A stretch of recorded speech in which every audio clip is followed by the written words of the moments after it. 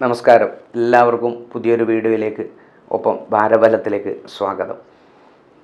2024 April 21 മുതൽ 28 വരെയും മലയാള മാസം 1199 മേടമാസം 8-ാം തീയതി മുതൽ 15-ാം തീയതി വരെയുള്ള ഞായറാഴ്ച വരെയുള്ള ഒരു ആഴ്ചത്തെ ചന്ദ്രചാരവശാലുള്ള ഫലത്തെയാണല്ലോ ഭാരബലം എന്ന് പൊതുവെ വിശേഷിപ്പിക്കുന്നത്.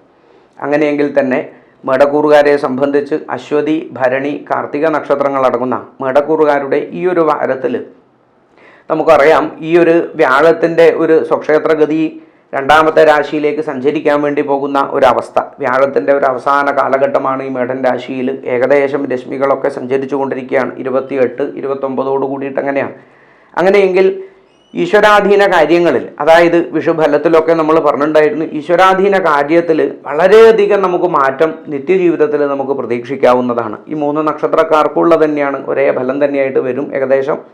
കാര്യം ഈ വ്യാഴത്തിൻ്റെ ഒരു മാറ്റമാണ് ഇവിടെ ഏറ്റവും കൂടുതൽ നല്ലതായിട്ട്. അതോടൊപ്പം തന്നെ ഈ ഒരു ആഴ്ച മധ്യത്തോടു കൂടിയിട്ട് ശുക്രൻ്റെ സുഖകൃതായിട്ടുള്ള ശുക്രൻ്റെ ഒരു സ്വക്ഷേത്രഗതി മേടക്കൂറുകാർക്ക് വളരെയധികം അനുകൂലത്തിലേക്കാണ്.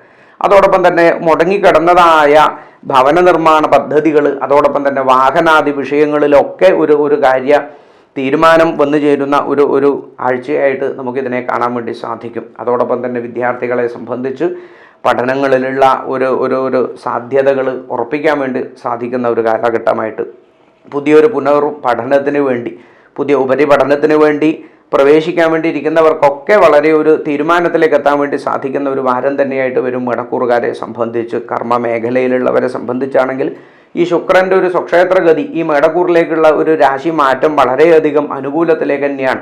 അനുകൂലം എന്ന് പറഞ്ഞു കഴിഞ്ഞാൽ സമ്പത്തുകൾ ധാരാളം, പ്രത്യേകിച്ച് സ്വർണം പോലുള്ളതും അതോടൊപ്പം തന്നെ ഗൃഹ അലങ്കാര വസ്തുക്കൾ വാങ്ങുന്നതിനും ഗൃഹത്തിന് മോടി കൂട്ടുന്നതിനൊക്കെയുള്ള ഒരു കാലഘട്ടമായിട്ട് മേടക്കൂറുകാർ ഇതിനെ സ്വീകരിക്കുക.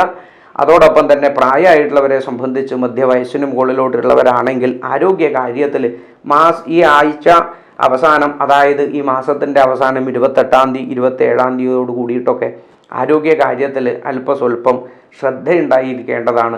സംബന്ധപ്പെട്ടിട്ടുള്ള രോഗങ്ങൾ, നേത്രരോഗങ്ങളുള്ളവരൊക്കെ ഒന്ന് ശ്രദ്ധിക്കേണ്ടുന്ന ഒരു കാര്യം ഈ ഒരു ആഴ്ചയിൽ കാണാം. ശനിക്ഷേത്രത്തിൽ നീരാഞ്ജനം ചെയ്യുന്നതും വിഷ്ണു ക്ഷേത്രത്തിൽ തുളസിമാല സമർപ്പിക്കുന്നതും വിഷ്ണു സഹസ്രനാമം ജപിക്കുന്നതും പാൽപ്പായസം നടത്തുന്നതും യഥാദേശകാല ആചാരത്തിലുള്ള വഴിപാടുകളൊക്കെ സ്വീകരിച്ച് മനസ്സിനെ ബലപ്പെടുത്തുവാൻ വേണ്ടി എല്ലാവർക്കും സാധിക്കട്ടെ എന്ന് പ്രാർത്ഥിക്കണം. വീഡിയോ ഇഷ്ടമായിട്ടുണ്ടെങ്കിൽ സബ്സ്ക്രൈബ് ചെയ്യുക, ലൈക്ക് ചെയ്യുക, മറ്റുള്ളവരിലേക്ക് എത്തിക്കുക. നന്ദി, നമസ്കാരം.